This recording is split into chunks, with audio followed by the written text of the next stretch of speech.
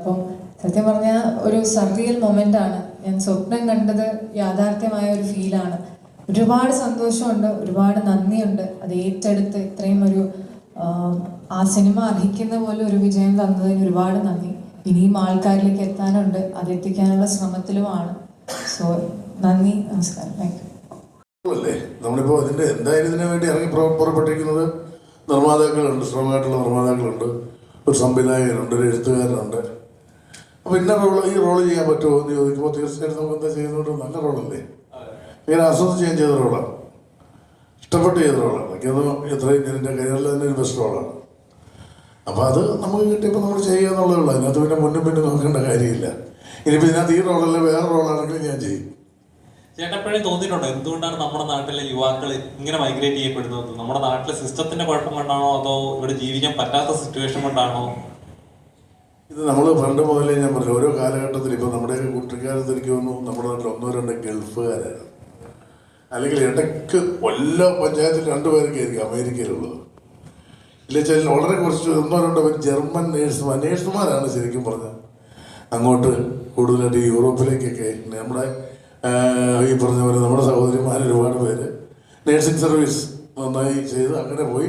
പിന്നെ കല്യാണം കഴിച്ചു വിടുന്ന ആണുങ്ങളും പോയി. അങ്ങനെയൊക്കെയുള്ളൊരു ഇതായിരുന്നു. അപ്പം ഒരുപാട് പിന്നീട് ഓരോ വർഷം കഴിയുന്തോറും ആളുകളുടെ എണ്ണം കൂടി തുടങ്ങി. അപ്പോൾ കൂടുതലും ശമ്പളം, നല്ല സാലറി കിട്ടുന്നു, നല്ല ഒരു പ്രത്യേകതരം സ്ഥലങ്ങൾ. അപ്പോൾ അതിൻ്റെ ഒരു സുഖവും കൊതിയും നോക്കിയിട്ടാണ് ആൾക്കാർ പോകുന്നത്. ഇതിനകത്ത് പോയതിൽ 80% സക്സസ് ആയിട്ടുമുണ്ട്, ഇതിനൊന്നും കുറച്ച് കാണുകയല്ല. പക്ഷെ നമുക്ക് നമ്മുടെ നാട്ടിൽ നിന്ന് ഒരുപാട് കാര്യങ്ങൾ ചെയ്യാൻ പറ്റില്ല. എനിക്ക് തോന്നുന്നു ഇനിയുള്ള കാലഘട്ടം ശരിക്കും പറഞ്ഞാൽ ചിലപ്പോൾ അവിടെ നിന്ന് ആളുകൾ ഇങ്ങോട്ട് വരുന്നൊരു കാലം വന്നേക്കാം. ഇതിനു വേണ്ടിയൊക്കെ നമുക്ക് ആശിക്കാം, പ്രാർത്ഥിക്കാം, കൊതിക്കാം. തീർച്ചയായിട്ടും നാടിനോടുള്ള സ്നേഹം ഭയങ്കരമാണ്. അപ്പോൾ ഒരു ഗുണ്ടജയം പോലത്തെ ഒരു ഹ്യൂമർ സിനിമയായിട്ട് അടുത്തൊരു സബ്ജക്റ്റ് കുറച്ച് സീരിയസ് ആയിട്ട് ചെയ്യണം എന്നുള്ളൊരു ആഗ്രഹമായിരുന്നു. അങ്ങനെ ഈ പ്രൊജക്റ്റിലേക്ക് വരുമായിരുന്നു. ആ സമയത്ത് ഇപ്പോൾ ഞാൻ പറയുന്നത് ബുദ്ധിമുട്ടില്ല, എൻ്റെ വീട്ടിൽ 6 പേര് UK-ലാണ്. അപ്പം അത് ഞാൻ ഭയങ്കരമായിട്ട് ആഗ്രഹിച്ച കാര്യമല്ല. ഞാൻ അവരുടെ അടുത്ത് ഭയങ്കരമായിട്ട് സംസാരിച്ചിട്ടുണ്ട് നിങ്ങൾ. പക്ഷെ ഇപ്പം അവർക്ക് ഈ ബുദ്ധിമുട്ടുണ്ടോയെന്ന് ചോദിച്ചാൽ അതിനെക്കുറിച്ച് ഞാൻ ചർച്ച ചെയ്യുന്നില്ല. പക്ഷെ അവരെങ്ങനെ പോകാൻ തീരുമാനിച്ചപ്പോൾ ഇവർക്കൊക്കെ വേണമെങ്കിൽ നമ്മുടെ നാട്ടിൽ പല ഓപ്പർച്യൂണിറ്റീസ് ഇല്ലേ എന്നൊക്കെ ഞാൻ ആലോചിച്ചിട്ടുണ്ട്. എൻ്റെ അടുത്തും അങ്ങോട്ട് ചെല്ലാൻ പറഞ്ഞാണ്. കാര്യം ഫാമിലിയായിട്ട് അത്രയും ബോണ്ടാണ്. അപ്പോൾ എല്ലാവരും കൂടി ഒരുമിച്ച് എന്നാലോചിക്കണം, എല്ലാവരും കൂടി ഒരുമിച്ച് അവിടെ ജീവിച്ചാൽ പോലെ എന്ന് ചോദിക്കണം. അപ്പോൾ എനിക്ക് കുറച്ചും കൂടി ഇഷ്ടം, എൻ്റെ അച്ഛന് 70 വയസ്സായി, അല്ലെങ്കിൽ അമ്മയ്ക്കും ഏകദേശം അടുത്തത്ര വയസ്സായി, അത്യാവശ്യം അസുഖമൊക്കെ ഉള്ള ആൾക്കാരാണ്. അപ്പോൾ അവരുടെ സന്തോഷവും ഇതൊക്കെ നമ്മൾ അവരോട് ചേർന്ന് നിൽക്കുമ്പോൾ, അല്ലെങ്കിൽ അവർക്കൊരു അസുഖം വരുമ്പോൾ അവർ ഹോസ്പിറ്റലിൽ കൊണ്ടുപോകാൻ ഞാൻ അപ്പുറത്തെ വീട്ടിലൊരാളെ വിളിച്ചിട്ട് അവിടുന്ന് കാനഡയിൽ നിന്നോ UK-യിൽ നിന്ന് വിളിച്ചിട്ട് ആരെങ്കിലും കൊണ്ടുപോകുമെന്ന് പറയുക എന്നുള്ളൊരു അവസ്ഥ പല ആൾക്കാരും പല വീട്ടിലും. ഞാൻ പണ്ട് വെഡിങ് വീഡിയോഗ്രാഫി ചെയ്യുന്ന സമയത്ത് ഫ്യൂണറൽ എടുക്കാൻ പോവാം. അപ്പം ഞാൻ ഈ ഫ്യൂണറൽ എടുക്കാൻ ഷൂട്ട് ചെയ്യാൻ പോണത് കൂടുതലും അമേരിക്കയിലും കാനഡയിലേക്കുള്ള ആൾക്കാർക്ക് അവരുടെ അപ്പൻ്റെ അമ്മയുടെയും മരണം ശവാടക്ക് കാണാൻ വേണ്ടിയിട്ട് ആണ്. അതൊരു വല്ലാത്തൊരവസ്ഥയായിട്ട് എനിക്ക് തോന്നിയിട്ടുണ്ട്. ഇത് നമുക്ക് നേരിട്ടുള്ളപ്പോൾ അത് കാണാൻ ബുദ്ധിമുട്ടുള്ളൊരു കാര്യം. അപ്പം ഞാൻ അങ്ങനെ ഒന്ന് ആലോചിച്ചിട്ടുണ്ട്. ഞങ്ങളെല്ലാവരും പുറത്തോട്ട് പോയി കഴിഞ്ഞാൽ എൻ്റെ വീട്ടിൽ എൻ്റെ അച്ഛൻ്റെ അമ്മയുടെ അവസ്ഥ. പക്ഷെ ഓക്കെ, ശരിയാണ്, പുറത്തോട്ട് പോയി കഴിഞ്ഞാൽ ഒരുപാട് ആൾക്കാർ അത് രക്ഷപ്പെട്ടവരുണ്ട്, അതല്ലെങ്കിൽ അത് നമ്മുടെ നാടിന് ഗുണമുണ്ടായിട്ടുണ്ട്. ഇതൊക്കെ ശരിയാണെങ്കിലും ഇപ്പോൾ നമുക്ക് നമ്മുടെ നാട്ടിലെ ചില അവസരങ്ങൾ നോക്കാതെ, നമ്മളിപ്പോൾ ഈ പടത്തിൽ ഒരിക്കലും പുറത്തോട്ട് ആൾക്കാർ പോകരുതെന്ന് പറഞ്ഞിട്ടില്ല. അത് ഞാൻ എടുത്തു പറയുകയാണ്, ഒരിക്കലും പറയാനുള്ള നിങ്ങളാരും പുറത്തോട്ട് പോകല്ലേ എന്നല്ല പറഞ്ഞത്. നമ്മൾ പുറത്തോട്ട് പോകാനൊക്കെ ചിന്തിക്കുന്നതിന് തൊട്ട് മുൻപ് നമ്മുടെ ചുറ്റുപാടുള്ള കാര്യങ്ങൾ, നമ്മുടെ നാട്ടിൽ എന്തെങ്കിലും ഓപ്പർച്യൂണിറ്റീസ് ഉണ്ടെങ്കിൽ അതിനെ ഒന്ന് ഫോക്കസ് ചെയ്യണം, അതിനുവേണ്ടി ട്രൈ ചെയ്യണം. ചിലപ്പോൾ ചില കാര്യങ്ങൾ നമ്മളെല്ലാം ഈസി ആയിട്ട് കിട്ടത്തില്ല.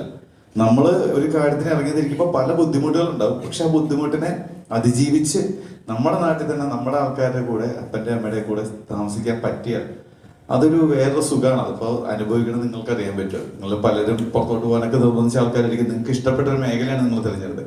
നമ്മൾ അങ്ങനെയാണ് സിനിമയിൽ പറഞ്ഞത്. അപ്പോൾ അത് തന്നെയാണ് എൻ്റെ ഇങ്ങനെ ഒരു സിനിമ ചെയ്യാനുള്ള എൻ്റെ ഒരു ആഗ്രഹം. അത് തന്നെയായിരുന്നു. ഓക്കെ, ഇങ്ങനെ നിൽക്കാം, ഞാൻ എന്തായാലും പുറത്തോട്ട് പോകുന്നില്ല. അപ്പം അത് തന്നെയാണ് ഈ സിനിമയിൽ കൂടി പറയാൻ സാധിച്ചത്. പിന്നെ ഇപ്പോഴും ഞാൻ പറഞ്ഞ ഒരുപാട് ആൾക്കാർ നെഗറ്റീവായിട്ടും കാണുന്നുണ്ട്. ഇങ്ങനെ നിങ്ങൾ പുറത്തോട്ട് പോവല്ലേ എന്നൊരിക്കലും നമ്മൾ പറയത്തില്ല. എല്ലാവരും ഇഷ്ടമാണ്, ചോയ്സാണ്. ഇപ്പം നിങ്ങൾക്ക് പുറത്തോട്ട് പോകണമെങ്കിൽ പോവാം, ഇവിടെ നിൽക്കേണ്ടവർക്ക് നിൽക്കാം. പക്ഷെ എപ്പോഴും ഇന്ത്യ അല്ലെങ്കിൽ കേരളം ഒക്കെ നമുക്ക് അഭിമാനമാണ്. അപ്പം നമ്മുടെ നാട്ടിൽ എന്തുകൊണ്ട് അവർ ഇങ്ങോട്ട് വന്നുകൂടാ? ഇപ്പം ജോണിച്ചേട്ടൻ പറഞ്ഞൊരു കാര്യമുണ്ട്, കുറച്ച് നാൾ കഴിയുമ്പോൾ അവരെ ഇങ്ങോട്ട് കൊണ്ടുവരാൻ വേണ്ടി നമ്മൾ ട്രൈ ചെയ്താലേ നടക്കുള്ളൂ. നമ്മുടെ ബ്രാൻഡ് അവർ യൂസ് ചെയ്യണം എന്നുള്ളൊരു എനിക്കൊക്കെ ഭയങ്കര ആഗ്രഹമാണ്. ഇങ്ങനെ ഒരിക്കലും നടക്കില്ലായിരിക്കാം, പക്ഷെ സ്വപ്നം കാണാമല്ലോ. അപ്പോൾ ആ തോട്ടിൽ നിന്ന് തന്നെയാണ് ഇങ്ങനെ ഒരു സബ്ജക്റ്റ് ഉണ്ടായത്. അവർ വന്നപ്പോൾ അവരിങ്ങനെ തലയിറങ്ങി വീഴാൻ പോണ അവസ്ഥയിലാണ് എന്നെ മ്യൂസിയം വന്ന് പിടിച്ചിട്ട് അവർ പൊട്ടിക്കഴിഞ്ഞിട്ട് എനിക്ക് വേറെ ആരും പറയാത്തൊരു കമന്റ് അവർ പറഞ്ഞു. ബാക്കി എല്ലാവരും പറഞ്ഞു എൻ്റെ മോനെ പുറത്തോട്ടിട്ട് വിഷമായി, ഇനി ഇവിടെ നിൽക്കണ്ട ഇങ്ങനെ പറഞ്ഞു. പക്ഷെ അവരെൻ്റെ അടുത്ത് പറഞ്ഞ കാര്യമാണ്, ഞാൻ ഈ സിനിമയിൽ ഏറ്റവും കൂടുതൽ ഫോക്കസ് ചെയ്തത് എൻ്റെ മകൻ്റെ ഇഷ്ടം അല്ലെങ്കിൽ അവൻ്റെ ആഗ്രഹം ഞാൻ അവൻ്റെ അടുത്ത് ഇതുവരെ ചോദിച്ചിട്ടില്ല എന്ന് പറഞ്ഞു അമ്മ. അതാണ് എന്നെ സംബന്ധിച്ച് ഈ സിനിമ. അല്ലാണ്ട് പുറത്തോട്ട് പോകണതോ അകത്തോട്ട് പോകണോ അതൊന്നുമല്ല. എൻ്റെ മകൻ്റെ ആഗ്രഹം എനിക്ക് ഇതുവരെ ചോദിക്കാൻ പറ്റിയില്ല എന്ന് പറഞ്ഞ് എൻ്റെ മോശയുടെ മേത്ത് കെട്ടിപ്പിടിച്ചിട്ട് ആ അമ്മ കരഞ്ഞ് കുറച്ച് കഴിയുമ്പോൾ തലയിറങ്ങി എന്ന് പറഞ്ഞു. അപ്പം അങ്ങനെ കുറെ നമ്മൾ വീഡിയോ കാണിക്കേണ്ടതെന്ന് വെച്ചിട്ടാണ്. ഇത് നമുക്ക് നെഞ്ചി തൊട്ട് പറയാൻ പറ്റും, ഇത് ഞങ്ങൾ പൈസ കൊടുത്തിട്ട് പറയിപ്പിച്ച വീഡിയോസ് അല്ല. ഞാൻ പറഞ്ഞില്ല, നമ്മൾ പ്രൊമോഷൻ്റെ ഭാഗമായിട്ട് മാർക്കറ്റിങ്ങിൻ്റെ ഭാഗമായിട്ട് പല ആൾക്കാരും അല്ലെങ്കിൽ നമ്മളെ വീഡിയോ എടുക്കാൻ വന്ന പിള്ളേരുടെ അടുത്ത് ചോദിച്ചാൽ അവർ കണ്ടിട്ട് ഇമോഷൻ ആയിട്ടുണ്ട്. അപ്പോൾ അത് തന്നെയാണ് ഈ ഓഡിയൻസിലേക്ക് സിനിമ എത്തുക എന്നുള്ളതാണ് നമ്മൾ ആഗ്രഹിച്ചത്. പക്ഷേ ഇത് കൂടുതൽ എത്താനുണ്ട്. കാര്യം അറിയാമല്ലോ, ഫാമിലി ഓഡിയൻസ് വന്ന് ഒരു ടൈം എടുക്കും. അതിനാണ് നിങ്ങളുടെ സപ്പോർട്ട്. അപ്പോൾ അതുകൊണ്ട് നിങ്ങൾ ജസ്റ്റ് ഒന്ന് കാണിച്ചപ്പോൾ ചോദിക്കാം തോന്നിയിട്ടില്ല. അതിന്റെ കാരണം വെച്ചാൽ ഒരു ഇടിച്ച് തള്ളി കയറേണ്ട പോലത്തെ ഒരു സിനിമയല്ല നമ്മുടെ കയ്യിൽ. ഇപ്പൊ ഒരു മാസോ അല്ലെങ്കിൽ ഒരു അറിയാലോ, ഇപ്പൊ ഈ സിനിമ കണ്ടത് നിങ്ങൾക്ക് അറിയാൻ പറ്റും. ഇതൊരു മോട്ടിവേഷൻ അല്ലെങ്കിൽ ഒരു feel good family youth family entertainment നമ്മൾ പറഞ്ഞു. അപ്പൊ ഒരു ഇടിച്ചു തള്ളി കയറി കാണുന്ന പടമല്ല എന്നുള്ള പൂർണ്ണ ബോധ്യത്തോടെയാണ് നമ്മൾ ഈ സിനിമ റിലീസ് ചെയ്തത്. അതുകൊണ്ടാണ് നിങ്ങൾക്കറിയാം, നമ്മൾ May 23 റിലീസ് വെച്ചിട്ട് ഒരുപാട് സിനിമകളുടെ ഇടയിൽ വന്ന് മഴ വന്ന് അതിൻ്റെ ഇടയിൽ നമ്മൾ തലേ ദിവസം ബുക്ക് മൈ ഷോ സ്റ്റാർട്ട് ചെയ്തിട്ടാണ് നമ്മളിത് വേണ്ടാതെ തീരുമാനമെടുത്ത്. നമുക്ക് അത്രയും കോൺഫിഡൻസ് ഉള്ളതുകൊണ്ടാണ്. അപ്പോൾ ഈ ഓഡിയൻസിലേക്ക് എത്താൻ, ഫാമിലി ഓഡിയൻസിലേക്ക് എത്താനായിട്ട് നമുക്ക് അതുപോലത്തെ ഒരു സ്ലോട്ട് വേണം. അതുപോലത്തെ സ്ലോട്ട് കിട്ടി. നല്ല നിങ്ങൾക്കറിയാം അതിന്റെ ഏറ്റവും വലിയ ഉദാഹരണം ഇപ്പോൾ നമുക്ക് എനിക്കൊന്ന് ചൊവ്വ ബുധൻ വേണം നമ്മൾ കുറച്ചൊരു ഡൗൺ ആയി, ഞങ്ങൾ ചെറിയതായിട്ട് ടെൻഷൻ അടിച്ച് ഇന്ന് ഫ്രൈഡേ നമ്മുടെ പടം പിന്നെയും കയറി, ഇന്ന് ഇപ്പോൾ സാറ്റർഡേ പിന്നെയും കയറി. അപ്പോൾ അത് ആ ആൾക്കാർ എത്താനുള്ളൊരു സമയം എടുക്കും. അപ്പോൾ അതുകൊണ്ട് നമ്മൾ ഒരിക്കലും OTT സിനിമയാണ്, ഇതൊരിക്കലും തിയേറ്റർ എക്സ്പീരിയൻസ് ആണ്. പിന്നെ മറ്റുള്ള രഞ്ജിത്തിന്റെ എല്ലാ സിനിമയും നമ്മളെ സംബന്ധിച്ച് അറിയാം, തിയേറ്ററിൽ ഏറ്റവും കൂടുതൽ റെസ്പോൺസിബിലിറ്റി വേണം നമ്മുടെയാണ്. അത് പിന്നെ മാർക്കറ്റ് ചെയ്യാനും അതിനൊക്കെ ചില സാഹചര്യം മോശമായിട്ട് നിൽക്കേണ്ട അവസ്ഥയുണ്ട്. ഇപ്പം രഞ്ജിത്ത് നാട്ടിലില്ല. അയാൾ ഹാഫിന്റെ ഷൂട്ടിങ്ങിന് വേണ്ടി അയാൾ ഡേറ്റ്സുകൾ മാറ്റി വെച്ചാൽ നമ്മുടെ പടത്തിനുണ്ട്. പക്ഷെ ഒരു മാസം നമ്മുടെ റിലീസ് പോസ്റ്റ്പോൺ ചെയ്തപ്പോൾ അയക്ക് എത്താൻ പറ്റാത്ത സാഹചര്യം. പക്ഷെ എല്ലാ ദിവസവും വിളിക്കുമ്പോൾ ടെൻഷനിലാണ്. അവിടെ നമ്മുടെ യുദ്ധം നടന്ന സമയത്ത് അവർക്ക് ഷൂട്ട് ചെയ്യാൻ പറ്റിയില്ല. അതുകൊണ്ട് ഇനി മാറ്റി വയ്ക്കൽ ബുദ്ധിമുട്ടാണ്. അപ്പം അതുപോലെയുള്ള മാർക്കറ്റിങ്ങിൽ ഞങ്ങൾക്ക് ഇറങ്ങാനാകുമ്പോൾ ഞങ്ങളുടെ കൂടെയുള്ള ആൾക്കാർ ചില തിരക്കുകളുണ്ട്. നമ്മൾ അത് ഭയങ്കരമായിട്ട് നമുക്ക് അങ്ങനെ തോന്നിയിട്ടുണ്ട്, തിയേറ്റർ ലിസ്റ്റും കാര്യങ്ങളും. പക്ഷേ സ്റ്റിൽ ഞാൻ ഇപ്പോഴും വിശ്വസിക്കുന്നു, സിനിമ ജനങ്ങൾക്ക് ഇഷ്ടപ്പെട്ടാൽ അവർ മൗത്ത് പബ്ലിസിറ്റി കയറും. അതിന് തിയേറ്ററിന്റെ ഡിസ്ട്രിബ്യൂഷന്റെ ഒക്കെ നല്ല സപ്പോർട്ട് വേണം. അതൊക്കെ പ്രൊഡ്യൂസേഴ്സ് സംസാരിക്കുന്നുണ്ട്. ഓക്കെ, ഒരുപക്ഷെ ഇപ്പം മുഖ്യമന്ത്രിയെ കാണാൻ അത്ര വലിയ പാടാണെന്ന് വെച്ചാൽ ചിലപ്പോൾ ഒന്നാമത് നമ്മളെല്ലാവരും ഓരോ രാഷ്ട്രീയ പാർട്ടികളിൽ അല്ലെങ്കിൽ സംഘടനകളിലൊക്കെ വിശ്വസിക്കുന്നതാണ്. അപ്പോൾ ഏത് രാഷ്ട്രീയ പാർട്ടിയിലാണോ ഇരിക്കുന്നത് ആ പാർട്ടിയിലെ ഒരു മുഖ്യമന്ത്രിയാണെങ്കിൽ നമ്മൾ ആ പാർട്ടിയായിട്ട് കുറച്ച് കൂടുതൽ നമുക്ക് ഹെൽപ്പാവും ഒന്ന് കാണാൻ വേണ്ടി. അപ്പൊ നമുക്ക് മുഖ്യമന്ത്രിനെ കാണണം നമ്മൾ തീരുമാനിച്ചാൽ നമുക്ക് അത്ര വലിയ ബുദ്ധിമുട്ടൊന്നും ഇല്ലായിരിക്കാം. പക്ഷേ ഇതിലൊന്നുമില്ലാത്ത ഒരു സാധാരണക്കാരൻ, അതായത് ഇപ്പോൾ ഒരു രാഷ്ട്രീയ പാർട്ടിയിലോ അല്ലെങ്കിൽ ഇതിലൊന്നും ഇല്ലാത്ത ഒരാള് ഒരു ദിവസം എനിക്ക് മുഖ്യമന്ത്രിയെ കാണണം, വെറുതെ വീട്ടിൽ നിന്നിട്ട് രാവിലെ കാണണം എന്നല്ലേ ഉദ്ദേശിച്ചത്. അയാൾക്ക് പറയാൻ എന്തോ ഉണ്ടെങ്കിൽ, അയാൾക്ക് കാണാൻ ആഗ്രഹം ഉണ്ടെങ്കിൽ അതിന്റെ പ്രോസസ്സ് കുറച്ച് ബുദ്ധിമുട്ടാണ്. അത് മുഖ്യമന്ത്രിയുടെയോ ഇവിടുത്തെ സിസ്റ്റത്തിന് കുഴപ്പമില്ല. കാര്യം 3.25 കോടി ജനങ്ങളുള്ള ഒരു സ്ഥലത്ത് ഈ 3.25 കോടി ജനങ്ങൾ ഒരു ദിവസം മുഖ്യമന്ത്രിനെ കാണുമ്പോൾ പറഞ്ഞാൽ അദ്ദേഹം വിട്ടുപോകും, നമുക്കറിയാം. പക്ഷെ നമ്മൾ ഒരു എന്റർടൈൻമെന്റ് സിനിമയായിട്ട് കാണണം എന്നുള്ളൊരു സാധനമുണ്ട്.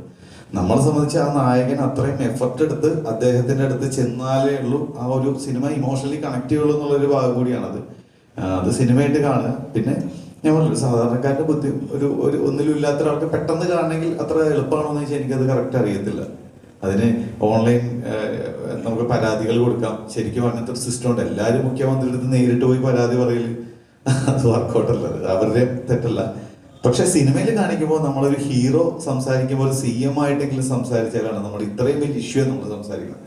അത് കേവലം താഴെയുള്ള ഒരാളടുത്ത് സംസാരിച്ചിട്ട് അങ്ങോട്ട് എത്തുക എന്ന് പറഞ്ഞാൽ സിനിമാറ്റിക്കിനൊരു സുഖം ഉണ്ടാവില്ല. അതുകൊണ്ട് ബോധപൂർവ്വം ഞാനത് അങ്ങനെ ചെയ്തു. അതൊരിക്കലും നെഗറ്റീവായിട്ടൊന്നുമല്ല. കാര്യം എല്ലാ രാഷ്ട്രീയ പാർട്ടികളിലുള്ള ആൾക്കാരും ഈ സിനിമ കണ്ടിട്ട് ഒരിക്കലും ഇങ്ങനത്തെ ഒരു കമന്റ് നമ്മളടുത്ത് പറഞ്ഞിട്ടില്ല. ഓക്കെ, ജോൺ ചേട്ടാ, എന്താ പറയുക, നമുക്കൊരു അത്ഭുതം തോന്നിക്കുന്ന രീതിയിലുള്ള ഒരു പെർഫോമൻസ് ആയിരുന്നു നമ്മുടെ UK-ലുണ്ടായിരുന്നത്. കാരണം എന്താ വെച്ച് കഴിഞ്ഞാൽ എനിക്ക് ഉദാഹരണമായിട്ട് കാണിക്കാനായിട്ട്, അതായത് മകൻ എല്ലാ പ്രാവശ്യവും തോറ്റു തുന്നമ്പാടി വരുന്ന ആള് ജയിച്ചു എന്നറിയുന്ന ആ നിമിഷം കാണിക്കുന്ന ഒരു എക്സ്പ്രഷൻ ഉണ്ട്. അത് എത്രത്തോളം ഒരു അപ്പന് എത്രത്തോളം കാണിക്കാൻ പറ്റുന്ന അതിന്റെ 10 ഇരട്ടി ജോണിച്ചേട്ടൻ കാണിച്ചിട്ടുണ്ട്. അപ്പൊ അതുപോലുള്ള കുറെ കാര്യങ്ങൾ അതിനകത്ത് ജോണിച്ചേട്ടൻ്റെതായിട്ട് ഒത്തിരി കോൺട്രിബ്യൂട്ട് ചെയ്തെന്ന് തോന്നുന്നു. എന്തായിരുന്നു ആ ഒരു അനുഭവം? കാരണം വെച്ചാൽ ഇത്രയും ഡീപ്പായിട്ട് അഭിനയിക്കാൻ പറ്റിയ ഒരു സാഹചര്യം എന്തായിരുന്നു? മെയിനായിട്ടും ഈ പറഞ്ഞ നമ്മുടെ അപ്പനും അമ്മയും ഉണ്ട്, അവർ മരിച്ചുപോയി. അവരുടെ വിഷമം ഞാൻ നന്നായിട്ട് കണ്ടിട്ടുണ്ട്. പിന്നെ എൻ്റെ സഹോദരന്മാരൊക്കെ ഇപ്പം വലിയ ഈ പറഞ്ഞ ഇതുപോലുള്ള പിള്ളേരുള്ള എൻ്റെ ചേട്ടൻ, എൻ്റെ പെങ്ങന്മാർ, എൻ്റെ ചുറ്റുപാടുകൾ, ഞാൻ ഒരു അപ്പനാണ്.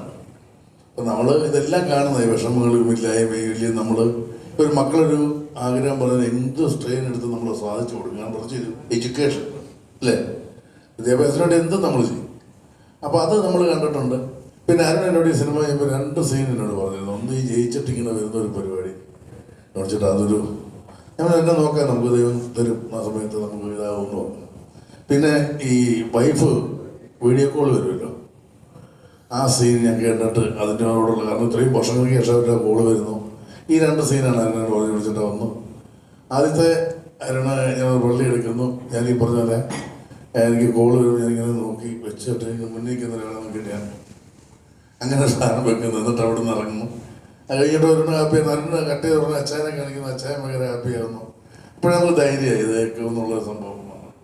പിന്നെ മറ്റൊരു സിനിമ ഈ പറഞ്ഞത് ഞാൻ ഉൾക്കൊണ്ട് നമുക്ക് വരണമല്ലോ. പിന്നെ എനിക്ക് സങ്കടങ്ങൾ ഒരുപാട് കണ്ടിട്ടുള്ള ഒരാളാണ്. അതുകൊണ്ട് തന്നെ സങ്കടപ്പെടാൻ എനിക്ക് ഭയങ്കര പെട്ടെന്ന് സാധിക്കുമെന്ന് എനിക്ക് തോന്നുന്നു. ചിരിപ്പിക്കാൻ മോശമൊന്നും ആയിട്ടല്ല, പക്ഷേ എനിക്ക് ചിരിൻ്റെ ഉള്ളിൽ ചിരിയേക്കാൾ കൂടുതൽ എനിക്ക് എക്സ്പ്രസ് ചെയ്യാൻ പറ്റുന്നത് എപ്പോഴും സങ്കടം തന്നെയായിരിക്കും. ഓക്കെ, അതെ. നമ്മുടെ ഒരു അവസ്ഥയിൽ നമ്മൾ എങ്ങനെ ബിഹേവ് ചെയ്യുമെന്ന് ഈ ലോകത്ത് ഏത് അശ്വതി ഗോകിന് പറയാൻ പറ്റും. അതിലും പൊട്ടിക്കറിഞ്ഞ് നിങ്ങൾ കണ്ടിട്ടില്ലേ മനുഷ്യനെ? അതിലും ഭ്രാന്തമായ അവസ്ഥയെ കണ്ടിട്ടില്ലേ? പിന്നെ അശ്വതി ഗോക്കാണ് തീരുമാനിക്കുന്ന ഓരോ മനുഷ്യൻ്റെ വികാരം. ആളതിൻ്റെ പ്രത്യേകിച്ച് ഒട്ടിക്കായിരിക്കും അയാൾ, ഒന്നല്ലെങ്കിൽ പ്രശ്നമല്ല. അയാളല്ല ഇവിടുത്തെ വികാരങ്ങളുടെ അളവ് അളക്കുന്ന ആൾ. അയാൾ അളവ് തുടങ്ങിയിട്ടുണ്ട്, പക്ഷെ അളവ് നല്ലതല്ല അയാൾക്ക്. കാരണം അസത്യമാണ് പറയുന്നത്. ആ കുട്ടിയുടെ പെർഫോമൻസ് ഉണ്ട്. ആരെങ്കിലും പറഞ്ഞു ആ കുട്ടിയുടെ പെർഫോമൻസ് ആണ് ആ സിനിമയിൽ ഒറ്റ സീനേ ഉള്ളൂ. ആ പെർഫോമൻസിൽ ഈ സിനിമയില്ല. അങ്ങനല്ലാതെ എങ്ങനെ പെർഫോം ചെയ്യുക?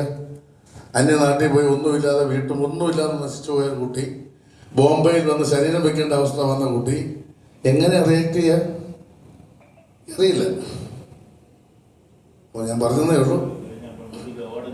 ആ അവാർഡ് കിട്ടി, ഒരു അവാർഡ് കിട്ടി. ഒരു സിനിമയ്ക്ക് ഏഷ്യയിൽ തന്നെ ഏറ്റവും വലിയ അവാർഡ് കിട്ടി. അല്ല, അത് ഫാൻസി ഡ്രസ്സാണ് കാണിച്ചെന്നൊക്കെ പറയുന്നത് അത് മനസ്സിൽ നന്മയില്ലാത്തതുകൊണ്ട് തന്നെയാണ്. ഓക്കെ, അതുപോലെ തന്നെ ഇപ്പം മാർക്കറ്റിങ്ങിന്റെ ചിന്തിച്ചു കഴിഞ്ഞാൽ ഇപ്പം ആ ജമന്തി തോട്ടം അത് റിയൽ ആയിട്ട് നിങ്ങൾ ക്രിയേറ്റ് ചെയ്തതായിരുന്നു എന്നുള്ള ഒരു അറിവ് കിട്ടിയിട്ടുണ്ടായിരുന്നു. അപ്പൊ എന്തുകൊണ്ടാണ് അത് വെച്ചൊരു മാർക്കറ്റിംഗ് ചെയ്യാനിരുന്നത്? അല്ല, അത് ക്ലൈമാക്സ് അല്ലേ.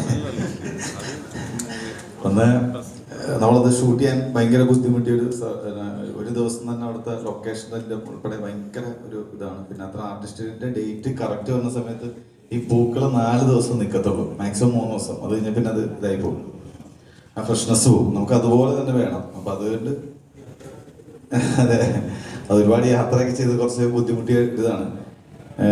പിന്നെ നമ്മൾ ഒരു സ്ഥലം ഇത്ര ദിവസത്തേക്ക് അത് ലീസിന് എടുത്തിട്ട് ആ സമയത്ത് കൃഷി ചെയ്യുന്ന സമയത്ത് നമ്മൾ ഈ ആർട്ടിസ്റ്റിന്റെ ഡേറ്റ് എടുത്ത് അങ്ങനെ കുറേ ഇത് ബുദ്ധിമുട്ടിയാണ്. പിന്നെ അത് ക്ലൈമാക്സിന്റെ പഞ്ചായത്ത് ആദ്യം തന്നെ അതിനടിച്ച് അത് ഒരിക്കലും മാർക്കറ്റ് ചെയ്യേണ്ടത്. ഇപ്പൊ ആൾക്കാർ കണ്ടു തുടങ്ങി. ഇപ്പൊ അതിനെപ്പറ്റി ഡിസ്കസ് ചെയ്യാം.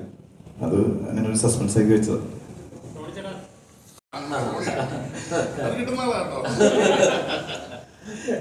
റോണിച്ചേട്ടൻ ഈ സബ്ജക്റ്റ് മുന്നോട്ട് വെക്കുന്ന ഒരു കാര്യമുണ്ട്. അതിപ്പം ഇഷ്ടങ്ങൾക്ക് പുറകെ പോയിട്ട് കുറെ നഷ്ടങ്ങൾ ഉണ്ടാകുമെങ്കിലും ആ നഷ്ടത്തിലും കുറെ സന്തോഷം കണ്ടെത്താൻ കുറെ പേരുടെ ജീവിതം ഇതിനകത്ത് കാണിക്കുന്നുണ്ട്.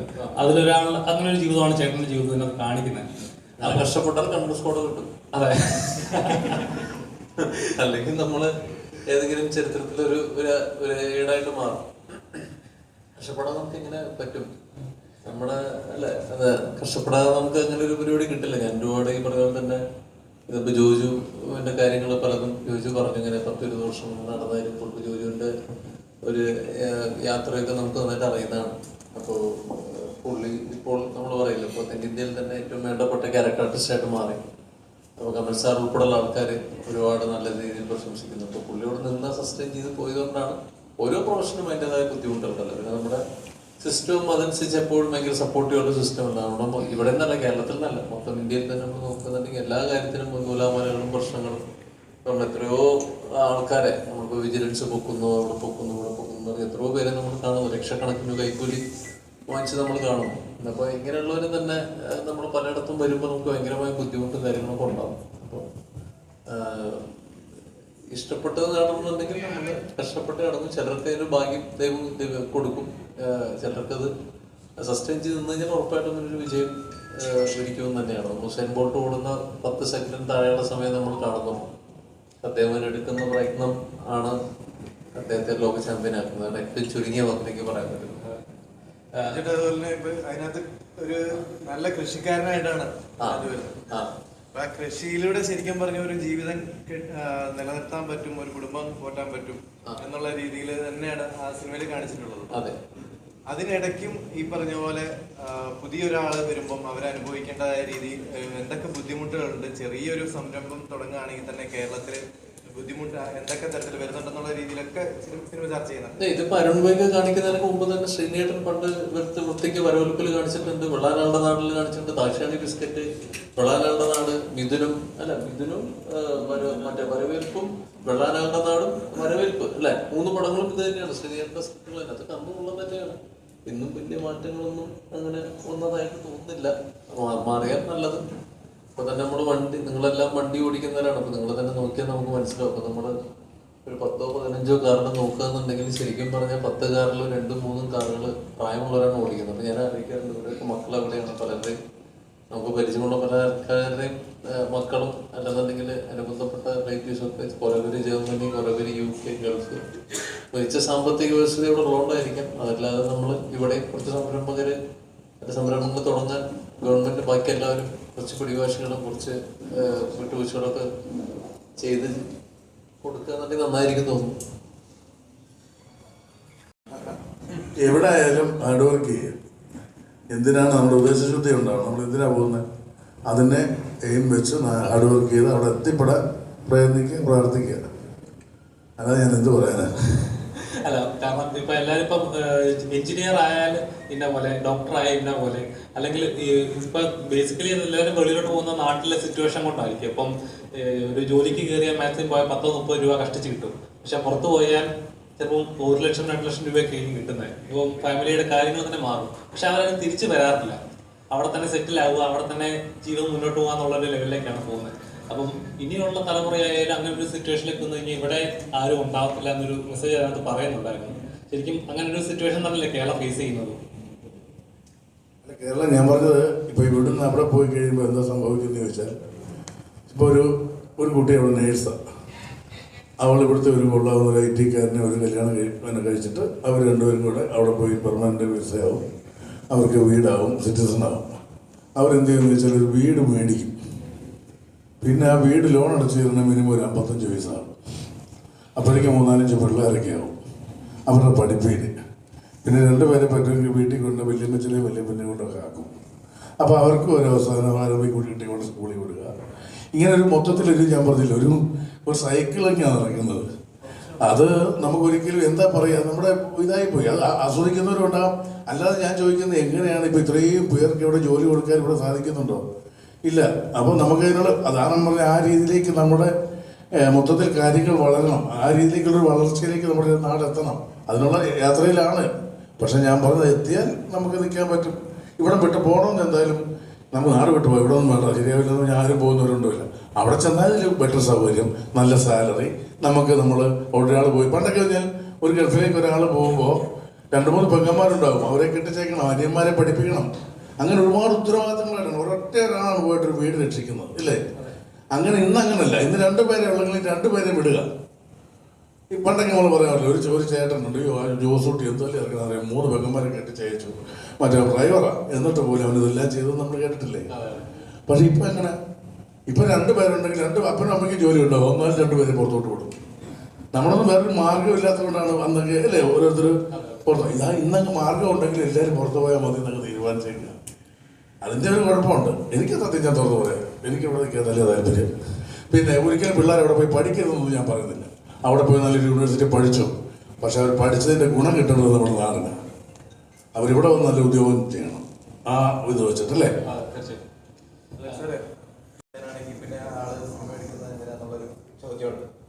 ഇല്ല, ഒരിക്കലും അത് പ്രാക്ടിക്കലല്ല. ടിക്കറ്റ് കൊടുത്തിട്ട് ഒരു സിനിമ ഹിറ്റാക്കുക എന്നുള്ളത് ഒരിക്കലും പ്രാക്ടിക്കലല്ല. അപ്പോൾ അങ്ങനെ ഏതെങ്കിലും ഒരു സിനിമ ഹിറ്റായതായിട്ട് കേട്ടിട്ടുണ്ടോ? പക്ഷേ ചില കാര്യങ്ങളുണ്ട്. ഇപ്പോൾ നിങ്ങൾക്ക് എല്ലാം അറിയാവുന്ന കാര്യങ്ങളാണ്. ഇപ്പോഴത്തെ ഒരു പണ്ടത്തെ ഞാൻ 95 സിനിമ എടുത്ത ആളാണ്. 95 മുതൽ ഒരു ഗ്യാപ്പ് ഇട്ടിട്ട് സിനിമയിൽ വന്നത്. അപ്പോൾ ആ കാലഘട്ടങ്ങൾ മാറിയിട്ടുണ്ട്. അപ്പം ഇപ്പോൾ ചിലർ ചെയ്യുന്നുണ്ട് ചില പ്രൊമോഷൻ്റെ ഭാഗമായിട്ട്. ഇപ്പോൾ നിങ്ങൾക്കറിയാം, ഞങ്ങൾ ഈ പ്രൊമോഷൻ്റെ ഭാഗമായിട്ട് ഒരു പാസ്പോർട്ട് ആൻഡ് ബോർഡിംഗ് പാസ് ഒരു കൺസെപ്റ്റ് കൊടുത്തിരുന്നു. അപ്പോൾ നിങ്ങളൊക്കെ അത് കണ്ടതാണ്. അപ്പോൾ അതിൻ്റെ പിന്നിൽ ഞങ്ങൾക്കൊരു സതുദ്ദേശം ഉണ്ടായിരുന്നു. അതായത് ഈ സിനിമ എല്ലാവരും കാണണം. ഇപ്പോൾ എന്നെ സംബന്ധിച്ച് ഞാൻ പ്രൊഡ്യൂസേഴ്സിലൊരു ഞങ്ങൾ 3 പേര് ചേർന്നാണ് പ്രൊഡ്യൂസ് ചെയ്തത്. സജീവ്, ഞങ്ങൾ ബാല്യകാല സുഹൃത്തുക്കളാണ്. അപ്പോൾ ഞങ്ങൾ ഒരുമിച്ച് ഈ ചിത്രം എടുക്കുമ്പോൾ ഇതിൻ്റെ സബ്ജക്റ്റ് കേൾക്കുമ്പോൾ നമുക്കറിയാം, നമുക്ക് ഇത്രയും എക്സ്പീരിയൻസ് ഒക്കെ ഉണ്ട്, നമുക്കറിയാം ഇതൊരിക്കലും ഒരു കൊമേഴ്സ്യലി ചിലപ്പോൾ ഇത് വയബിൾ ആകുമോ എന്നുള്ള കാര്യത്തിലും ഞങ്ങൾക്ക് സംശയമുണ്ട്. അങ്ങനെ ആവില്ല. എന്നാലും ഒരു സതുദ്ദേശം അതിൻ്റെ പിന്നിലുണ്ടായിരുന്നു. അപ്പോൾ അതുകൊണ്ടാണ് പാസ്പോർട്ട് എന്ന് പറയുന്നൊരു കൺസെപ്റ്റ് കൊടുത്തിട്ട് അതിൽ ഒരു കുറച്ച് കോംപ്ലിമെൻ്ററി ടിക്കറ്റ്സ് ഞങ്ങൾ ഓൾ കേരള ബേസിൽ ഞങ്ങൾ കൊടുത്തിരുന്നു. അപ്പോൾ എല്ലാവരും ഈ സിനിമ കാണണമെന്നുള്ളൊരു ആഗ്രഹം ഞങ്ങൾക്കുണ്ടായിരുന്നു. അപ്പോൾ ഒരു പരിധി വരെ ഇപ്പം ഞാൻ പറഞ്ഞ അങ്ങനെ ടിക്കറ്റ് കൊടുത്തതിൻ്റെ പേരിൽ ഒരുപാട് പേര് സിനിമ കണ്ടു. ഞാൻ as A producer, one of the producers, എനിക്ക് ഏറ്റവും സന്തോഷം കിട്ടിയ അനുഭവങ്ങൾ ഉണ്ടായിട്ടുണ്ട് ഈ സിനിമയിൽ. രക്ഷാധികാരി ബൈജുവും ഞാൻ അതിൽ പ്രൊഡ്യൂസർ ആയിരുന്നു. അപ്പോൾ അതിലും ഇതുപോലെ ഇത് കിട്ടിയെങ്കിലും അതിലും വലിയ എനിക്കൊരു ഈ സിനിമയിലൂടെ എനിക്കൊരു സന്തോഷമുണ്ടായി. അതായത് ഞാനൊരു 3-4 തിയേറ്ററുകളിൽ ഈ സിനിമ ആളുകളോടൊപ്പം ഇരുന്ന് ഞാൻ കണ്ടു. പക്ഷെ ഈ സിനിമയ്ക്ക് എനിക്ക് കിട്ടുന്ന അനുഭവം എന്ന് പറഞ്ഞാൽ എല്ലാ തിയേറ്ററുകളിലും സിനിമ കഴിയുമ്പോൾ ആളുകൾ എഴുന്നേറ്റ് നിന്ന് കൈയടിച്ച ഒരു അനുഭവം ഉണ്ടായി. ഇപ്പം ഞങ്ങൾ തിരുവനന്തപുരത്ത് ഒരു ഷോ നടത്തി. പൊളിറ്റിക്കൽ ഫിഗേഴ്സും അവിടുത്തെ പ്രധാനപ്പെട്ട ഓൾമോസ്റ്റ് ഫുള്ളായിരുന്നു ഏരീസ് പ്ലെക്സിൽ. ഇതേ അനുഭവമായിരുന്നു. എല്ലാവരും എഴുന്നേറ്റ് നിന്ന് കൈയടിച്ചിട്ട് കൈ തന്നു, വെൽ ഡൺ, നല്ലൊരു ജോബ് എന്നുള്ള രീതിയിൽ ആ ഒരു അപ്രീഷിയേഷൻ കിട്ടുന്നത് പണത്തെക്കാൾ ഉപരിയാണ്. അതുപോലെ ഇവിടെ വരുന്ന കോൾസ് പുറത്തുനിന്നും എല്ലായിടത്തും നമ്മളെ അപ്രീഷിയേറ്റ് ചെയ്തുകൊണ്ട് കോൾസ് വരാറുണ്ട്. അപ്പോൾ അത് നമ്മളെ സംബന്ധിച്ച് വളരെ സന്തോഷമാണ്. എനിക്ക് തോന്നുന്നു എന്താണ് അതിൻ്റെ ഇഷ്യൂ ആയെന്ന് എനിക്ക് കറക്റ്റായിട്ട് അറിയില്ല. എന്താണ് ഈ ജാനകി എന്നുള്ള പേര്? അല്ലാതെ സീതാദേവിയുടെ പേരായതുകൊണ്ടാണ് അല്ലേ? അപ്പം നമ്മൾ പണ്ട് പോലെ നമുക്കറിയാം, ഇപ്പം എല്ലാ മതത്തിലും ഈ ദൈവങ്ങളുടെയോ പുണ്യാക്കന്മാരുടെയൊക്കെ പേരായിരിക്കും ഇടുക അല്ലേ? ഇപ്പോൾ ഇവിടെ എല്ലാം അല്ലേ, മേരി, ഈശോ, അങ്ങനെ ഒരുപാട് പേരുകളുണ്ട്. ക്രിസ്ത്യൻ ഇതിലാണ്. മറ്റേ ഉണ്ണികൃഷ്ണൻ, ഗോപാലകൃഷ്ണൻ, അങ്ങനെ ഒരുപാട് അതുണ്ട്. എനിക്ക് മലയാളത്തിൽ ഇതുവരെ ചെയ്തേക്കുന്ന എല്ലാ പടങ്ങളിലും ലാലേട്ടനായാലും മമ്മൂക്കയായാലും ചെയ്തേക്കുന്ന എല്ലാ വേഷങ്ങളിലും ഒരു ദൈവത്തിൻ്റെ പേര് തന്നെ, അല്ലെങ്കിൽ ദൈവത്തിൻ്റെ ആളുകളുടെ പേര് തന്നെ. ഞാനും ഒരു ദൈവത്തിൽ ജോണോ ജോണി എന്നൊക്കെ ആയിരിക്കും, ഫ്രാൻസിസ് എന്നാണ് എൻ്റെ ഉപേക്ഷിച്ചത്. അപ്പോൾ അല്ലേ, അപ്പോൾ ഇത് നമുക്ക് ഇടാൻ പറ്റില്ല എന്നൊരു സാഹചര്യം ഭയങ്കര കുഴപ്പമാണ്. അപ്പം അങ്ങനെയുള്ളടത്ത് എനിക്ക് തോന്നുന്നു ബിജു, അരുൺ, റോണി, അങ്ങനെയുള്ള പേരുകളുണ്ടല്ലോ. അങ്ങനെ പേരുകൾക്ക് വേണ്ടി ഒരു സൈറ്റിനെ തുടങ്ങും. ഇവരുടെ ഒന്നും അല്ലാത്ത പേരുകൾ, സെൻസർ സർട്ടിഫിക്കറ്റ് കിട്ടുന്ന പേരുകൾ എന്നും പറഞ്ഞൊരു സൈറ്റ് തുടങ്ങും. നമ്മളിതിനെയൊക്കെ നമ്മളെന്താ പറയുക, ക്യാൻസർ വന്നു വെച്ചിട്ട് എങ്ങനെയാണെന്ന് ചോദിച്ചാൽ എന്താ പറയുക, ഒന്ന് കീമോ ചെയ്യണം, അല്ലെ കരിക്കണം, അല്ലെ മരിക്കണം, അത്രയേ ഉള്ളൂ. അനുഭവിക്കുക, വേറൊന്നും പറയാനിരിക്കില്ല. ചിന്തിക്കുക, പ്രതികരിക്കുക, അല്ല എന്നെ പറയണം. പക്ഷേ അവർ തന്നെ ആരായാലും ആരും വലിയ പ്രതികരിക്കുന്നവരെ ചിന്തിക്കണം. എനിക്കത് വലിയ കുഴപ്പമല്ലേ, ഭയങ്കര പൊട്ടത്തരമല്ലേ. എന്തായാലും അരുണും പ്രോണിയൊക്കെ സേഫാണ്. ഓക്കെ.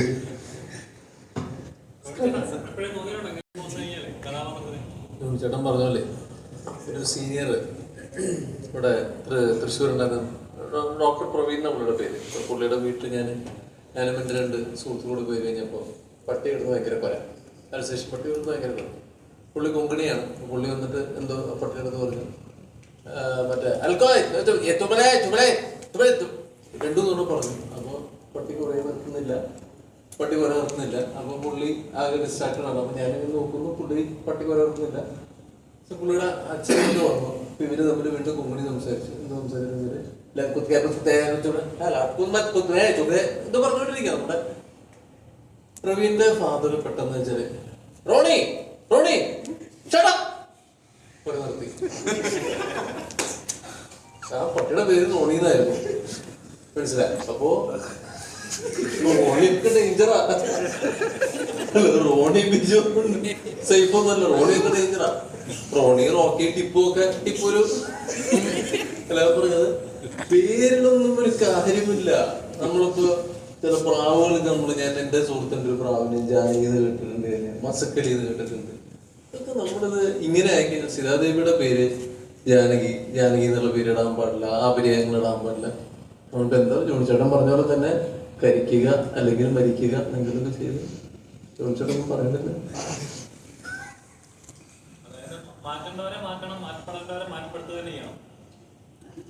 വളച്ചൊടിക്കില്ലേ കാര്യങ്ങളും പറഞ്ഞു മാറ്റം. നിങ്ങൾ എപ്പോഴും ഒരു കാര്യമുണ്ട്, നിങ്ങൾ ഈ 60 പേര് വരും, ഇത് 2 പേര് മാത്രമേ ചോദ്യങ്ങൾ ചോദിക്കുകയുള്ളൂ. മോനാണ് ശരിക്കും പറഞ്ഞ ക്വസ്റ്റ്യൻ പേപ്പർ VSC അല്ലെങ്കിൽ അതേമാതിരി ഇരിക്കുക. 2 പേര് ചോദിക്കും, ആരും ഒരു ചോദ്യം ചോദിക്കില്ല.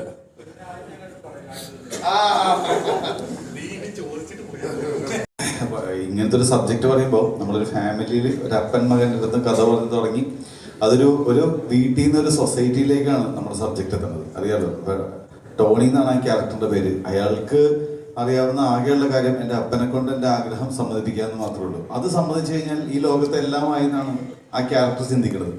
പക്ഷെ അയാൾ ചിലപ്പോൾ അപ്പൻ ഒരു പക്ഷേ ഇദ്ദേഹത്തിനെ പുറത്തോട്ട് വിടാൻ നിർബന്ധിക്കുന്നത് ആളുടെ എക്സ്പീരിയൻസ് ആണ് ലൈഫിലെ. ഇവിടെ ഇങ്ങനെയുള്ള കുറെ ഇഷ്യൂസ് ഒക്കെ ഉണ്ട്, ഈ പ്രശ്നങ്ങളൊന്നും നേരിടാനുള്ള കഴിവ് നിനക്കില്ല എന്നുള്ള ഉൾബോധ്യം പുള്ളിക്ക് നേരത്തെ ഉള്ളതുകൊണ്ടായിരിക്കും അവനവിടെ പോയി രക്ഷപ്പെടട്ടെ എന്ന് വിചാരിക്കുന്നത്. പക്ഷെ അവനെ സംബന്ധിച്ച് അവന്റെ ഇഷ്ടം അപ്പൻ അംഗീകരിച്ചു കഴിഞ്ഞാൽ എല്ലാമായി എന്നൊരു തോന്നലാണ്. അവിടെ നിന്ന് അവനവന്റെ സുഹൃത്തുക്കളും കൂടി ഇതുപോലത്തെ ഒരു സംരംഭം, നേരത്തെ പറഞ്ഞ വരവേൽപ്പായാലും ഒരുപാട് സിനിമകളുണ്ട്. എല്ലാവരും മോശക്കാരാണെന്നല്ല പറഞ്ഞത്. ഇപ്പൊ ഇന്നലെ നമ്മുടെ മുൻ MP ശ്രീ AM ആരിഫ് ഒരു പോസ്റ്റ് ഇട്ടുണ്ട്, നിങ്ങൾ എത്ര പേര് കണ്ടു എന്നറിയില്ല. അതിൽ അദ്ദേഹം വ്യക്തമായിട്ട് പറയുന്നുണ്ട് പല ട്രേഡ് യൂണിയൻ പല ആളുകൾ ഇതുപോലെ ബുദ്ധിമുട്ടിച്ചിട്ടുണ്ട്. പക്ഷെ അത് ജനറലൈസ് ചെയ്യാനുള്ള. അപ്പോൾ ആ കാര്യങ്ങൾ അവൻ പിന്നീട് അറിയണത്. പക്ഷെ അതവൻ എഫർട്ട് എടുത്ത് അതിനെ മറികടന്ന് അപ്പൊ അപ്പൻ പറയുകയാണെങ്കിൽ ചങ്കറപ്പുള്ളവനാണെങ്കിൽ ജീവിച്ച് കാണിച്ചു കൊടുക്കും എന്നുള്ളത് അവന് പ്രതികരിക്കാൻ തോന്നണം. അതിന്റെ ക്ലൈമാക്സിന് തൊട്ട് പിന്നെ CM വളരെ വ്യക്തമായിട്ട് പറഞ്ഞിട്ടുണ്ട്, ഒരു ശബ്ദം ഒരുപാട് പേര് ശബ്ദമാകുമ്പോൾ തീരുമാനം ഉണ്ടാവും. ആ തീരുമാനം വളരെ പോസിറ്റീവായിട്ട് കാണിച്ചാലേ നിങ്ങൾക്ക് ഒരു പടം തീർന്നു കഴിയുമ്പോൾ നമുക്ക് കിട്ടേണ്ടത് എന്തെങ്കിലും ഒരു പോസിറ്റീവ് ഇതാണല്ലോ. അതുകൊണ്ടാണ് അങ്ങനത്തെ തോട്ടിലേക്ക്. ഞാൻ ഉദ്ദേശിച്ചത് 3 മുന്നണികളും ഒരുമിച്ച് വരുന്ന ഒരു സീനാണ്. നമ്മളിപ്പോ ചർച്ച ചെയ്യേണ്ടിയിരുന്നത് ആ ഒരു തോട്ടിനായിരുന്നില്ലേ? ഉറപ്പായിട്ടും അങ്ങനെ നിന്ന ഒരുപാട് സന്ദർഭങ്ങളുണ്ട്. അവർ 3 പേരും ഒന്നും ഒരുമിച്ച് നിന്നിട്ടില്ലെന്നുള്ളത്. ഇവിടെ പ്രളയം സംഭവിച്ചു അല്ലെങ്കിൽ കോവിഡ് സംഭവിച്ചു, ആ സമയത്ത് അതിന്റെ ആദ്യത്തെ സമയങ്ങളൊന്നും ഒരു മുന്നണി അങ്ങോട്ടും കുറ്റം പറഞ്ഞിട്ടില്ല. നമുക്കറിയാം, അല്ലെങ്കിൽ ഒരു ജാതി മതം ഉണ്ടായിട്ടുള്ള ഒരു അമ്പലങ്ങളിൽ മുസ്ലിംസ് ആയിട്ടുള്ള സഹോദരങ്ങൾ അവിടെ പോയി താമസിക്കണം. അതൊക്കെ എനിക്ക് ഓർമ്മയുണ്ട്. ഇപ്പോഴും മുഖ്യമന്ത്രി പറഞ്ഞ ശ്രീ പിണറായി വിജയൻ സാർ പറഞ്ഞൊരു കാര്യമുണ്ട്, അതായത് നമ്മളെല്ലാം കൂടി ഇറങ്ങുമല്ലേ എന്ന് ചോദിച്ചൊരു ഡയലോഗുണ്ട്, വളരെ പ്രസക്തമാണ്. അത് ചെളി പോലെ അന്ന് ഒരു പാർട്ടിയും അങ്ങോട്ടും ഇങ്ങോട്ടും ഒന്നും വേർതിരിച്ച് പറഞ്ഞിട്ടില്ല. ആ ഒരു തോട്ടാണ് ഞാൻ എടുത്തത്. ഒരു ഇഷ്യൂ സംഭവിച്ചു കഴിയുമ്പോൾ നമ്മളെല്ലാവരും ഒരുമിച്ച് നിൽക്കും മലയാളികൾ. പിന്നീട് കുറച്ച് നാളുകൾ കഴിയുമ്പോഴാണ് അതിനെ വേർതിരിക്കലും കാര്യങ്ങളുണ്ടായത്. അപ്പോൾ എന്നെ സംബന്ധിച്ച് ഇതൊരു വലിയ മഹാമാരിയായിട്ട് തന്നെയാണ് നമ്മൾ ആ പടത്തിൽ പ്രസന്റ് ചെയ്തത്. അപ്പോൾ എല്ലാവരും അത് വളരെ ക്ലിയർ ആയിട്ട് അദ്ദേഹം തന്നെ പറയുന്നുണ്ട്, ഇവിടെ കോവിഡ് പ്രളയം സംഭവിച്ചപ്പോൾ നമ്മളെല്ലാവരും ഒരുമിച്ചിരുന്നു, അതുപോലത്തെ ഒരു മഹാമാരി, അവിടെ നമ്മൾ ഒരുമിച്ച് നിൽക്കണം, അത്രേ ഉള്ളൂ. ഞാൻ എൻ്റെ കാര്യം പറയുവാണെങ്കിൽ ഞാൻ പഠിച്ചത് BSc ഫിസിക്സ് ആയിരുന്നു. പക്ഷെ ഞാനിപ്പോൾ ചെയ്യാൻ ആഗ്രഹിക്കുന്ന ഒരു പ്രൊഫഷൻ ഭയങ്കര ഡിഫറെൻ്റ് ആണ്. അപ്പോൾ എനിക്ക് ഒരു കൺഫ്യൂസ് സ്റ്റേറ്റ് ഉണ്ടായിരുന്നു, എങ്ങനെ ഈ ഒരു ഇതിൽ നിന്ന് എനിക്കിഷ്ടമുള്ള ഒരു പ്രൊഫഷൻ ചൂസ് ചെയ്ത് അതിലെങ്ങനെ എസ്റ്റാബ്ലിഷ് ആവും എന്നൊക്കെ ഒരു കൺഫ്യൂഷൻ ഉണ്ടായിരുന്നു. പക്ഷെ എന്നെ സംബന്ധിച്ച് എൻ്റെ ഫാമിലി എന്നെ ഭയങ്കരമായിട്ട് സപ്പോർട്ട് ചെയ്തതുകൊണ്ട് എനിക്ക് കാര്യങ്ങൾ കുറച്ചുകൂടെ എളുപ്പമായി. പക്ഷെ എനിക്കറിയാവുന്ന പലരുമുണ്ട്, അവരുടെ ഇഷ്ടങ്ങൾ അവർക്ക് പെർസ്യൂ ചെയ്യാൻ പറ്റാതെ വീട്ടുകാരുടെ നിർബന്ധത്തിന് അനുസരിച്ച് വഴങ്ങുന്ന കുറേ കുട്ടികൾ ഞങ്ങളുടെ ജനറേഷനിലുണ്ട്. അപ്പോൾ അങ്ങനെ ആ ഒരു പോപ്പുലേഷനെയാണ് നമ്മൾ ആ സിനിമയിൽ ആ യൂത്തിനെ റെപ്രസെന്റ് ചെയ്തേക്കുന്നത്. അതായത് സ്വന്തം കാലിൽ നിന്ന് അവരിഷ്ടപ്പെടുന്ന ഒരു പ്രൊഫഷൻ ചെയ്ത് അവരാഗ്രഹിക്കുന്ന സ്ഥലത്ത് സെറ്റിൽ ആവാൻ ആഗ്രഹിക്കുന്ന ഒരു കൂട്ടം ചെറുപ്പക്കാർ. പക്ഷെ കുറച്ച് ഫോൾസ്, സത്യം പറഞ്ഞാൽ മിസ്കൺസെപ്ഷൻസ്, പുറത്തു പോയാൽ രക്ഷപ്പെടുള്ളൂ എന്ന് കുറച്ച് മിസ്കൺസെപ്ഷൻസ് ഉണ്ട്. അങ്ങനെയല്ല, പുറത്തു പോയാൽ മാത്രമേ രക്ഷപ്പെടുള്ളൂ എന്നല്ല. പുറത്തു പോയി രക്ഷപ്പെട്ടവരുണ്ടാവാം, രക്ഷപ്പെടാത്തവരുമുണ്ട്. ആ ഒരു റിയാലിറ്റിയാണ് നമ്മൾ ആക്ച്വലി ആ സിനിമയിൽ കാണിക്കാൻ ഉദ്ദേശിക്കുന്നത്. അപ്പോൾ ആ ഒരു യൂത്തിന് ആ ഒരു റിയാലിറ്റി ചെക്ക് ആവശ്യമാണ്. സത്യം പറഞ്ഞാൽ നമ്മൾ ഈ ഇൻസ്റ്റഗ്രാമിലും വാട്സാപ്പ് സ്റ്റാറ്റസും അതിൽ കാണുന്ന പോസ്റ്റിലോ ഫോട്ടോസിലോ അതല്ല സത്യം, അതല്ല യാഥാർത്ഥ്യം. അതിൻ്റെ പിന്നിൽ ഒരുപാട് കഷ്ടപ്പാടുകൾ ഉണ്ടാവും, പക്ഷെ അത് പലരും പുറത്ത് പറയാത്തതാവാം. പക്ഷെ ഇപ്പോഴത്തെ പല കുട്ടികളും അവരുടെ ഇൻസ്റ്റാഗ്രാം പടങ്ങളൊക്കെ കണ്ടിട്ട് അവിടെ ഭയങ്കര ജോളി, ഭയങ്കര ഫൺ, എന്റർടൈൻമെന്റ് എന്നുള്ളൊരു മിസ്കൺസെപ്ഷന്റെ പുറത്ത് പല തീരുമാനങ്ങൾ എടുക്കുന്നുണ്ട്. അപ്പോൾ അതിനെയാണ് എനിക്ക് തോന്നുന്നു ആ യൂത്ത് എന്ന നിലയിൽ, ഒരു ചെറുപ്പക്കാരൻ എന്ന നിലയിൽ നമ്മൾ മനസ്സിലാക്കേണ്ട കാര്യം. ായിട്ടൊരു ഡാൻസ് ഇൻസ്ട്രക്ടറായിട്ട് എനിക്കൊരു ഓഫർ വന്നു. പക്ഷെ ആ സമയത്താണ് ഞാൻ UK ഓഡിഷൻ കൊടുത്തത്. അപ്പം എന്നെ സംബന്ധിച്ചത് ഐറണിയാണ്. ഞാൻ പ്ലേ ചെയ്ത ക്യാരക്ടറും അതിൻ്റെ റിയൽ ലൈഫിലുണ്ടായ ഇൻസിഡൻറ്റും ഭയങ്കരമായിട്ട് കണക്റ്റഡ് ആണ്. സോ കിട്ടിയാലും ഞാൻ പോവുമായിരിക്കാം, പക്ഷെ ഞാൻ അവിടെ അങ്ങനെ സെറ്റിൽ ആവാനല്ല ഉദ്ദേശിക്കുന്നത്.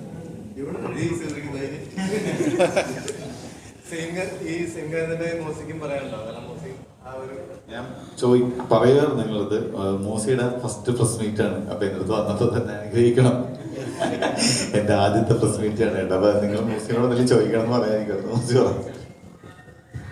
അല്ല, എനിക്ക് ഇതേപോലെ 2019 കൊറോണക്ക് മുന്നേ ഒരു നല്ല ഓഫർ വന്നതാ UK.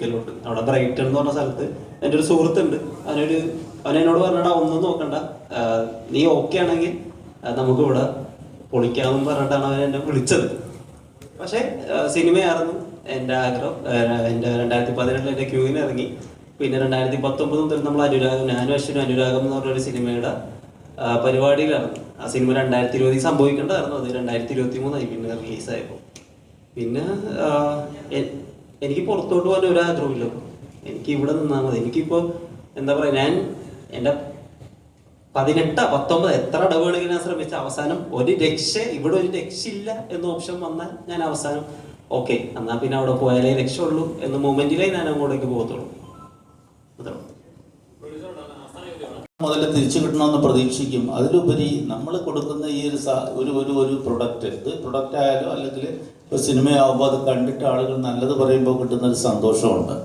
അപ്പം അതിപ്പോൾ എന്നെ സംബന്ധിച്ച് ഞാനത് വളരെ മുൻതൂക്കം കൊടുക്കുന്ന ഒരാളാണ്. സിനിമ ഒരു ബിസിനസ്സായിട്ട് ഞാൻ കാണുന്നേ ഇല്ല. ഞാൻ അതുകൊണ്ടാണ് ഇപ്പോൾ 2017 രക്ഷാധികാരി ബൈജു ചെയ്തത്. അതിനുശേഷം ഇങ്ങനെ ഒരു സബ്ജക്റ്റ് വന്നു, എനിക്കത് ഇഷ്ടപ്പെട്ടു, ഞങ്ങൾ ഡിസ്കസ് ചെയ്തു. അതൊരു സബ്ജക്റ്റ്, അപ്പോൾ അതാണ് സിനിമയായത്. അപ്പോൾ ഇതിലൊരു അഫ്കോഴ്സ് ഫൈനാൻഷ്യൽ ഇതുണ്ട്. ഇപ്പോൾ തീർച്ചയായും അതുകൊണ്ടാണല്ലോ അതിന് കൊമേഴ്സ്യൽ രീതിയിൽ, അല്ലെങ്കിൽ നമുക്ക് ഡോക്യുമെൻ്ററി ആയിട്ട് എടുത്താൽ മതിയല്ലോ.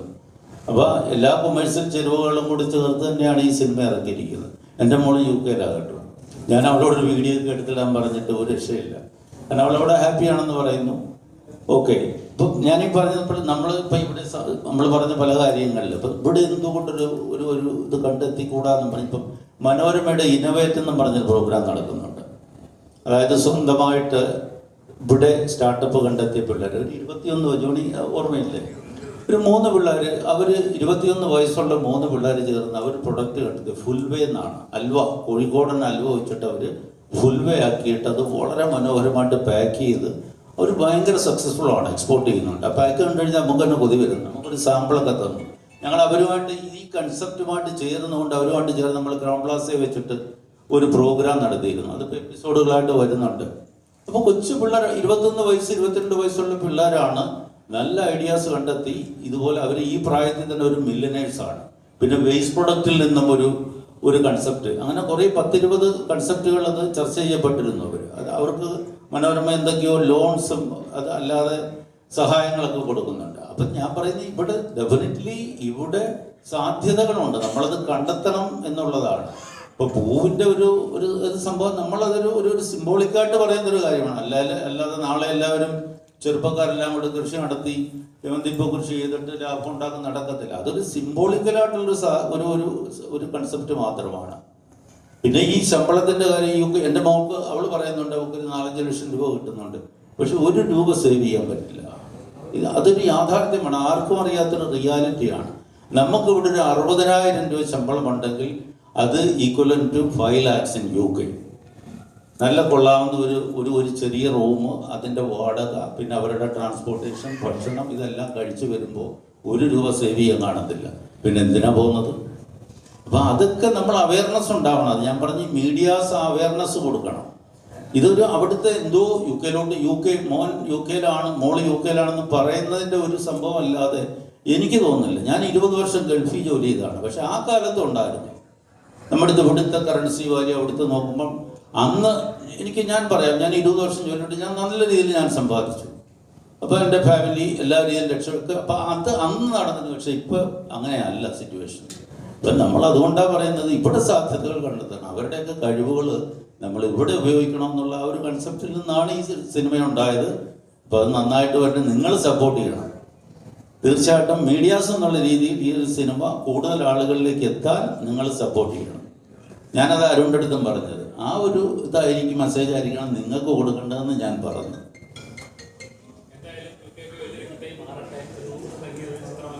Thank you. തീർച്ചയായിട്ടും നിങ്ങൾ അതെ മാക്സിമം എല്ലാവരും കാണാണ്ട് നിങ്ങൾ സപ്പോർട്ട് ചെയ്യുക. ഈ പറഞ്ഞ പോലെ നിങ്ങൾക്കും നമുക്കും എല്ലാം എല്ലാ ആഘോഷം തന്നെ, ഇതും ഒരു ആഘോഷമാണ്. ഈ സിനിമയിലെ നായകൻ രഞ്ജിത്ത് അവിടുന്ന് ഇങ്ങോട്ട് വന്ന ആളാണ്.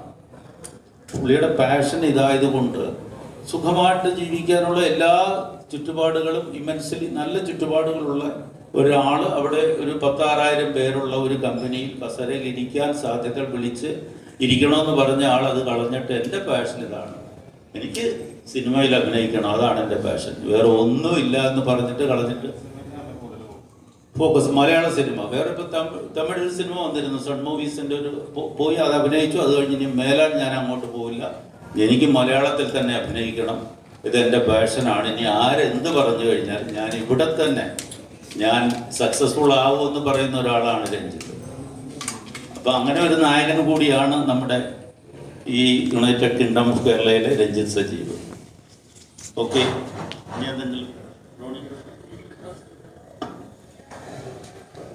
സാറും ജോണിച്ചേട്ടനും അരുണും പറഞ്ഞൊക്കെ തന്നെ. അപ്പോൾ കുഴപ്പമില്ലാതെ ഉള്ളൊരു നല്ല ടെക്നിക്കലിയും വിഷ്വലിയും ഒക്കെ നല്ലൊരു സിനിമയാണ്.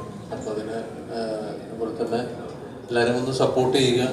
പിന്നെ പറഞ്ഞ പോലെ തന്നെ റിവ്യൂ ചെയ്യുന്നവർക്ക് അവർ ആദ്യമേ പറയുന്നുണ്ട്, എല്ലാ റിവ്യൂസും ആദ്യം പറയുന്നുണ്ട് അതൊരു വ്യക്തിപരമായ അഭിപ്രായമാണ്, അവർക്ക് വ്യക്തിപരമായിട്ടുള്ള അഭിപ്രായം പറയാം. കാരണം അവരും ഇതുപോലെ തന്നെ അവർക്കും അതിന് സ്വാതന്ത്ര്യമുള്ളതാണ്. അപ്പം നിങ്ങൾ നിങ്ങളുടെ അഭിപ്രായം നിങ്ങൾ രേഖപ്പെടുത്തുക. ഇഷ്ടപ്പെട്ടു കേട്ടോ.